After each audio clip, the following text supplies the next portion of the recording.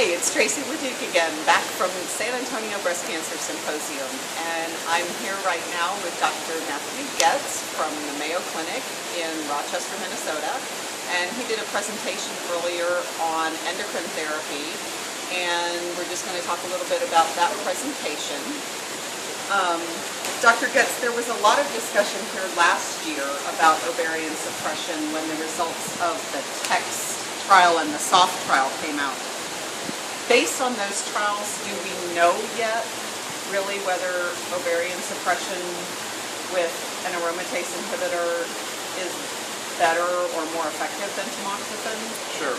So whenever one is designing a clinical trial, there are many different endpoints that one can look at. And one of the endpoints obviously is breast cancer recurrence. Obviously that's the one we think about, is what's in the minds of most of my patients, obviously. But we also know that survival is also an important or critical factor as well. And I like to think of it as the fact that you can have a drug that's very effective at reducing the risk of recurrence, but it has toxic side effects that ultimately impact the long-term outcomes or even survival.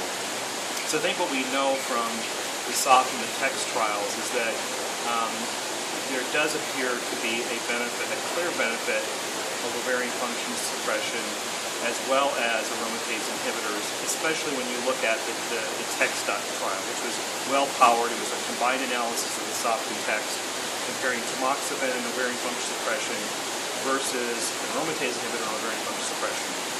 And in that analysis, there was about a 3 to 4% absolute difference. Now, when we look at that, the question as a researcher, but also as a clinician, the question is, do these drugs improve the overall survival?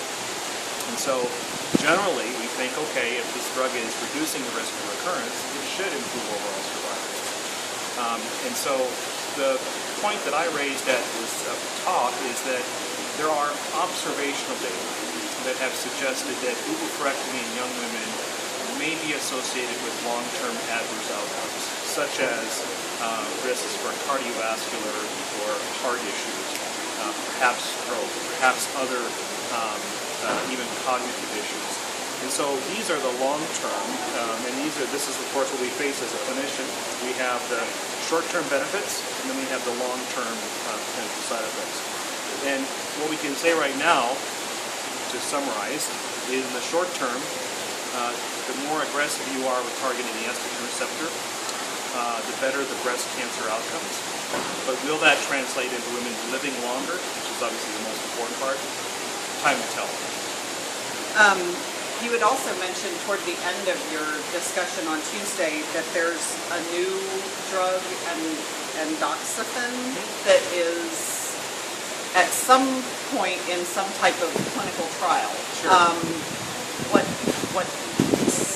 What level trial is it? Is that something that's accruing patients, or is it too early for that? So right now, what is endoxifen? Endoxifen simply is an active metabolite of tamoxifen. It's converted from, or it's created and processed by the liver. So when a woman takes tamoxifen, she actually metabolizes the drug into many different metabolites. This particular metabolite was identified to be a very active form of tamoxifen. And there are some studies that have suggested, not all of them, some studies that have shown that women who have lower levels of that metabolite have higher rates of recurrences. And so in our preclinical studies, we again confirmed that this is an active metabolite. It works very well in all of our models. So that prompted us to develop this drug in collaboration with the NCI. So at this meeting, we reported the outcomes of a first-in-human of that study, and it was actually in a group of postmenopausal women who had sort of progressed on all standard hormonal therapy regimens. That is, they were on an aromatase inhibitor and their tumor progressed, or they were on fulvestrant, their tumor progressed, or they were on other drugs. And we found that, number one, we were able to get substantial concentrations of the drug. We were able to show that the drug was, we were to get it into the body, if you will, achieve meaningful concentrations, that it was safe, and we saw some fairly interesting anti-tumor activity.